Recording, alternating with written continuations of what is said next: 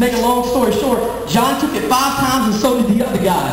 And so, but tonight we're talking about co-pilots and backseat drivers. Say backseat drivers. Say it with some attitude. Drivers. Trust me, boy, talking gay. Love it. So you see, John Jenkins was not the right person for this kid to ask for help.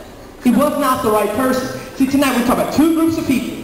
The first group of people I want to talk to you guys about tonight is backseat drivers. I hate backseat drivers. And you know the worst thing about me hating backseat drivers is I am a backseat driver. So you hate yourself? Okay, now for all you guys, y'all like, okay, I know you look at Pastor Josh, but I mean, most of y'all want to drive. A lot of y'all going to be driving soon. Huffy. And so, working the Huffy. And so, but anyway, look, if my wife could get up here, which I'm not going to make her, she's like, I'm going to punch you in the head. Okay, but if she would tell you that I am the worst person in the world to drive with. Every time we get in the car, I'm like ticking her off. Air's not in his head. Look, I'm telling you, it's like this, okay? Now, how many of y'all just got, anybody just get your license? Just recently, within the last year and a half? Huffy license. A year and a half? Okay.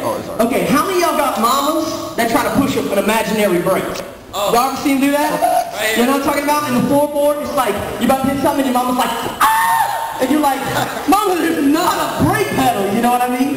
And so anyway, I'm like a mama, okay? I am like a horrible backseat driver, okay? I don't think anybody in this world can drive as good as me. And so anyway, every time we're leaving somewhere, okay, I drive. And there's a reason for this. It's because when we first got married, my wife figured out that I was the worst person in the world to drive with. Because every time, okay, we would be in a situation, every time she would slow down a little bit slower than what I thought she should, I'm like, baby, brake, brake, brake! You know, I'm like trying to like get this thing done, you know? And I'm like, she's like, how do I get here? I'm like, take a left, take that left back there. Listen to me, you know? And I'm like going through the whole thing. And one time we're driving in New Orleans, okay? Now, New Orleans traffic's a lot crazier than it is here on the coast. And so we're in there, and you know what, we're driving, and we're getting kind of lost, you know, and I'm like freaking out, okay? I am the worst person in the world. I'm so mad, I'm just like, pull over and let me drive. And the thing was, the situation got so bad, I just kept making the situation worse, okay? She was frustrated we were lost, I was frustrated, and by the end of the time, she was ready to kill me. Okay? When we got home, I got to smack that. No, ain't nobody smacking me down. And so anyway, but it was crazy. I'm a horrible backseat driver. Okay? For you guys, I'm 24. My name is Josh. I thought you were 20. Okay?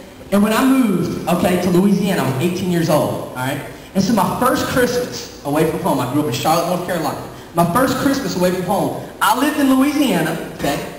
And I had a friend that lived in Dallas, Texas. Anybody ever been to Dallas, Texas? The Big D? Okay? And so I had a friend that lived in Dallas, Texas, and we were going to go home for Christmas, okay? And so I was going to fly straight to Charlotte and all this kind of stuff. My friend was going to be driving because he had his car in Dallas. Now, if you guys know, it's like a 21, 2-hour drive, something like that. Maybe it was 18, something like that. It was a really long drive. And so I said, well, look, dude, I tell you what, instead of me buying a ticket to North Carolina, I'll buy a ticket to Dallas. And I'll drive back that way. You won't have to drive by yourself. He's like, dude, that would be awesome. How many of y'all think that's a good friend? Y'all know what I'm talking about. And so I could be there in 2 hours, but I'm gonna be a friend. It's gonna take me like 21. Actually, it took me 3 days because I had to stay in Dallas and wait on him. And so, but anyway, so I'm getting ready to leave, you know, getting ready to get on my plane to fly to Dallas, and my friend Brandon, he calls me. And he says, hey, Josh, man, hey, I got a quick question for you. I was like, what's up? He said, hey, there's this guy that lives in my dorm, and his name is Mike. And Mike was wondering if he's going kind of on our way up to, right when you get to the edge of North Carolina, about 4 hours from our house. And he said, he was wondering if he could get a ride with us there. And I'm like, okay, do you know this guy? He's like, not really, but I mean, he needs a ride, you know? And I'm like, all right, yeah, let's give the brother a ride, you know? And so, you know, I'm expecting this guy to be cool, you know, all this kind of stuff. So I fly to Dallas, all right? And we're getting ready to leave, we're packing up the car and all this stuff, and I meet Mike. I meet the Mike. Okay? 18 hours of Mike will mark him in my mind forever. We get in the car, okay, and my friend Brandon starts off driving, you know, I got the map out and all this kind of stuff, and Mike's in the back seat, and Mike starts talking, okay? That brother did not stop talking for the first 2 hours of the entire trip. We didn't say anything. He just kept on talking. And so then, on into the trip, okay, you know, he actually lets us say something. And so we're talking, you know, in the car, and everything we said, he wanted to argue about. Y'all ever know anybody like that? It's like, I like Blue. Blue is stupid. I'm like, you're stupid, you know? And so I'm sitting up there, and Mike's in the back seat, and Mike's doing all this kind of stuff, and I'm like putting up with this forever, okay? I'm talking about like for 8 hours. I mean, we're going up through Dallas, Hot Springs, Texarkana, all at Little Rock, and we got to Little Rock. It was probably about about 11 hours into the drive, and I'm about to kill Mike. I'm looking at Brandon, I'm like, I'm gonna kill him, I'm killing you know? And so Mike's just talking what Mike's going for, and he's argued with me for 11 hours. Okay? And there came this point where I looked back at Mike and I said, dude, listen, I'm like, I don't know you. I thought I was gonna like you. But if you say another word to me, I'm going to punch you in the head. And my friend Brandon's like, dude, what are you doing? I'm like, dude, he's driving me crazy. And so I'm like, I'm going to pull up in his car, take Mike out, and beat him. And so Mike's like, dude, what's up? And I'm like, you know, he like starts talking back to me because you guys know how it is when you get called out. You got to say something back. And so he says something, I'm like, look at me and look at you. I mean, he was like, I'm like, oh, I'm telling you, you don't want to do this. And so finally, he was kind of one of those guys. He was a logical person, not saying that I'm swole or anything. But he just said, and that brother shut his mouth the whole way home. Look, I pray for Mike. Y'all, let's close our house. Lord, touch Mike right now, wherever he's at. Lord, help him to be a good pat. But the deal is we're talking about is backseat drivers. Everybody say backseat drivers. You see, the deal was we were taking off from Dallas on an 18-hour drive home, okay, with a psycho in the back seat, all right, who made the whole trip horrible.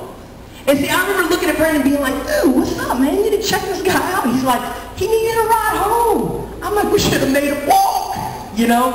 But the deal is that had we known Mike, had he known a little bit more about Mike before we left Dallas, he might have thought twice about saying, yeah, come ride with us, you know? See, the deal is we took off and we're thinking, Mike could be a cool guy. Mike could be all right. But see, as we kept on going, we realized that Mike was going to be a problem. Mike was going to take this trip that we thought was going to be fun, all this time, and he made it a nightmare. Seriously. I mean, y'all like, man, but y'all didn't meet Mike. Let me just tell you. Everybody's like, man, Pastor Josh, you're like a pastor. You're so mean. I'm like, look, you didn't meet Mike, okay? You meet Mike. You come out like a caged lion ready to kill something.